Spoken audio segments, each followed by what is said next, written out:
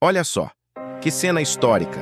Uma mulher vestida de branco, na varanda do Vaticano, ergue as mãos e abençoa milhares de fiéis. A multidão em êxtase grita: "Viva a Papa Mulher!" Seria um marco revolucionário, né? Mas aqui está o fato chocante. Em 2000 anos de Igreja Católica, isso nunca aconteceu. Nenhuma única vez. Por quê? Será que Jesus proibiu mulheres no sacerdócio? Ou será que foi a Igreja que trancou essa porta com o tempo? E o mais polêmico, essa porta ainda pode se abrir? Hoje, vamos desvendar esse mistério. Com revelações históricas, mulheres que quase chegaram ao poder e uma pergunta que divide até os teólogos. Está na hora de uma papa? Você está no Terra X, o lugar onde a curiosidade não tem limites e a diversão é garantida.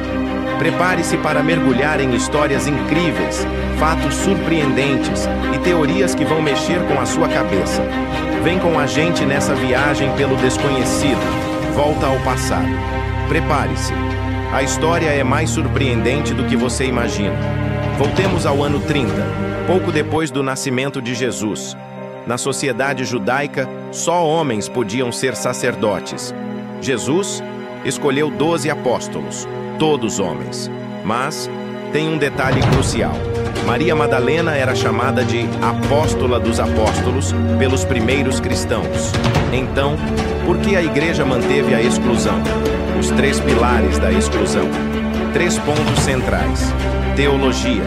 O sacerdote representa Cristo, homem, na Eucaristia. História. Mulheres como Febe, citada por São Paulo, lideravam, mas não celebravam. Cultura.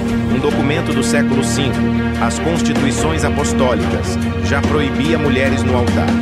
Mas, será que isso foi uma decisão divina? Ou apenas mais uma escolha humana moldada pela cultura da época? Mulheres que desafiaram o sistema. Agora escute isso. Mulheres reais desafiaram o Vaticano de verdade. Santa Tecla, do século I, é talvez o maior símbolo esquecido da liderança feminina cristã. Discípula direta de São Paulo, abandonou o casamento arranjado, pregou o evangelho publicamente, o que era impensável para uma mulher na época, e foi perseguida brutalmente. Segundo relatos, sobreviveu a fogueiras, feras e prisões. Ela batizava a si mesma, desafiando a hierarquia masculina nascente. Durante séculos, foi venerada no Oriente como igual aos apóstolos, mas sua história foi abafada no Ocidente.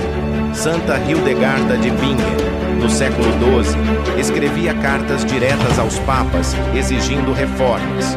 Foi mística, médica, compositora e visionária. Imperadores e bispos ouviam seus conselhos, uma mulher que falava com autoridade divina. Santa Catarina de Sena convenceu o Papa a sair do luxo de Avignon e voltar a Roma. Dizia: "Mostre-se homem, não tenha medo." Ela orientava papas, mesmo sem jamais ter tido título. Madre Teresa, mais recentemente, defendeu métodos contraceptivos em comunidades pobres. Mesmo sob duras críticas da Cúria, permaneceu firme. Essas mulheres já influenciavam, já mandavam, só não tinham o título. O teto de ouro do Vaticano. Vamos entender o teto de ouro do Vaticano. Ordem sacerdotal? Só homens. O Papa João Paulo II disse: essa regra é imutável. Hierarquia? Para ser Papa, tem que ser bispo, cardeal, eleito. Mulheres? Barradas no primeiro passo. Mas nem sempre foi assim. No século IV, existiam as diaconisas. Pregavam, batizavam. Em 2019, quase reabriram essa porta. Mas a discussão emperrou. A ironia e o paradoxo. A ironia? 55% dos católicos são mulheres. Mas entre os cardeais, 0. Até hoje. Enquanto a Igreja Católica mantém a tradição, o mundo lá fora se movimenta.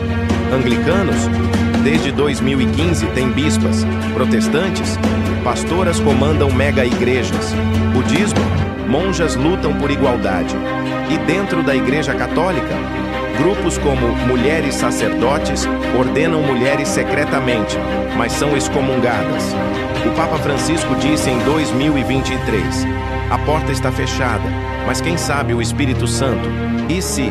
Reflexões finais. A pergunta nem seja se teremos uma papa, mas o que significa negar esse caminho por tantos séculos? A fé, para milhões, é símbolo de justiça e amor.